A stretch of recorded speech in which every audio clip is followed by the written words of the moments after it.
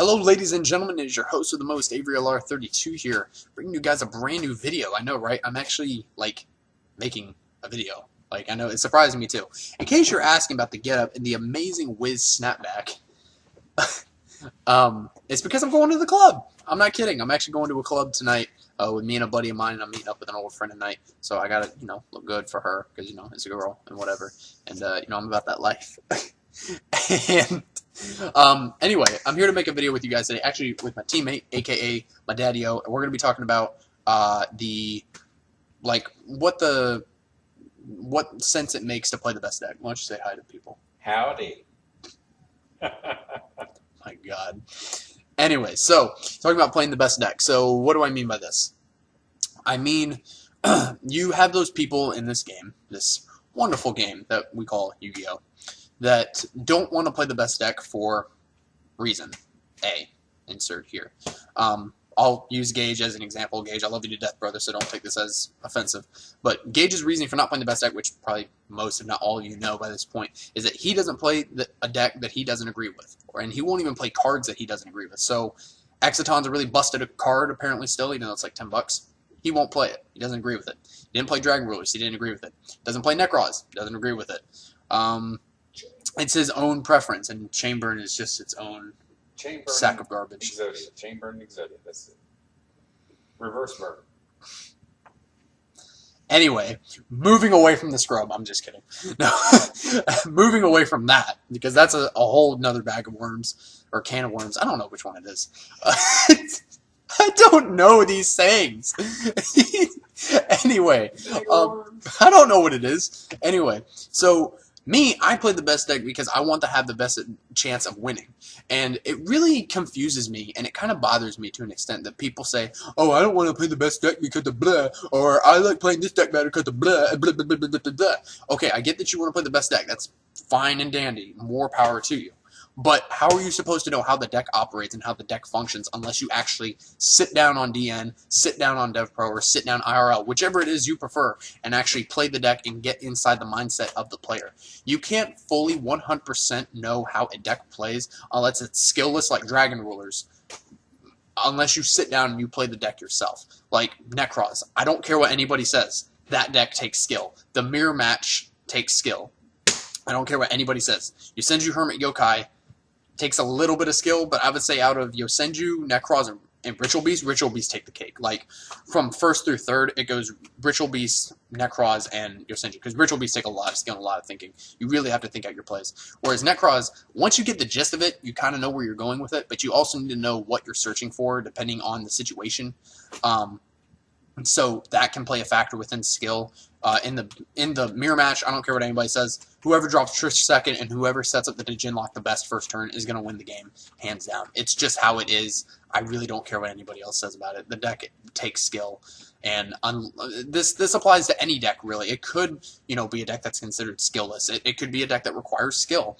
Unless you actually play the deck, like you build a 40-card deck or however many number of cards, and you build the deck and you play it and you actually get inside the mindset of the player that would be playing this deck at an event, then you will never 100% fully know how the deck functions. In my personal opinion. You can hate if you want, but I don't think a lot of people are going to be watching my videos anyway. But my teammate does want to give his insight. So I do? Chainburn. Yeah, you do. Hell yeah, you do. Chainburn, what's your input on it? What's your opinion? I say Dankuseka and Royal Decretion banned. Just so my Chainburn can run rampant. That's not an opinion. That has nothing to do with the topic at hand. What's your topic at hand? I just gave a 5-minute ramble, 4-minute, a 10-second ramble. Are you talking about the best deck? Yeah. What is your opinion, like from your personal standpoint, not my standpoint, your personal standpoint? Just because he's my father, he has different standpoints than I do. Like take Chamber for example. I've been playing the deck for 5 years. Well, I can only use one of them, but I got two. I got top to 2 regionals in my Chamber.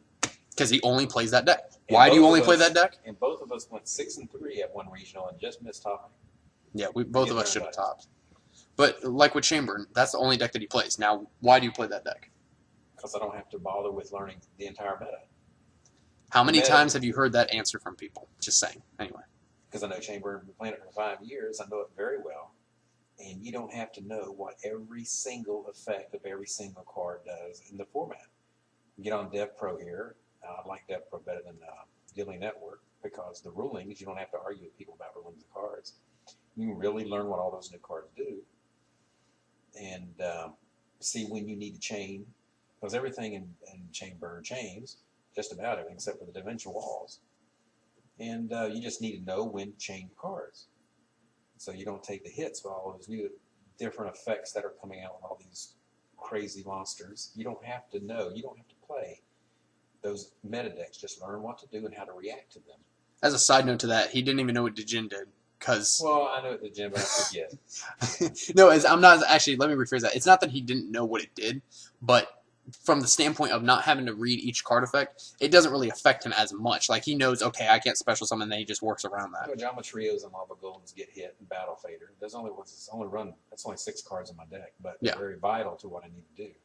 You drop Danko Seka first game, I just scoop it up. There's nothing I can do. And Royal Decree, nothing I can do. No one really plays main decks that. So in the second game, you side in your MSTs and all that. So not a big issue with that.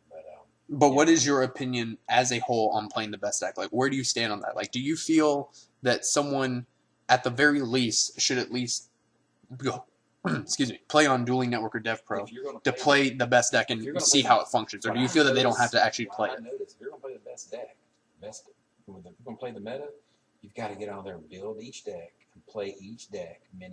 Get a lot of practice with each meta deck that comes out. So you're saying if you plan on playing the meta, then you should play each deck in the meta. Not just play against them. You've got to make the deck and play it yourself. And I don't want to do that. I don't want to take the time to do that. I don't have time to do that. I don't want to do that. So if let's say you've got to build all these meta decks with the 4 or 5 that always come out every format. You got to build them. You got to run them. You got to play them. You know, inside and out. Play again, and then when how many games there you have to play with them to think you know them. Move on to another deck. And build that one and play it until you become very familiar with them. And so you agree with the fact of if someone wanted to play something like Ritual Beast, you think that they should build each deck that is within the meta realm of Ritual Beast. Like they should not only build Ritual Beast, but also Necros, Lucendia, Fire Fist, etc. Is Ritual Beast topping? A little bit. I mean, kind of. I mean, well, they're somewhat bad, but they're also somewhat good. I don't know if they're really topping. Just anything you check in the regionals and whatever is topping. So now, what about from an anti-meta perspective, like you, or someone that wants to play something like Crystal Beast? Do you think that they should actually sit down and play the best deck and know how it functions, or should they just not worry about it like you do with Chamber? What I call rogue is something that goes against the meta, the entire meta. Chamber, you don't attack. You're not playing Yu-Gi-Oh. The decks are built to play Yu-Gi-Oh, the meta decks, and you refuse to play Yu-Gi-Oh. You're just reacting to what they do.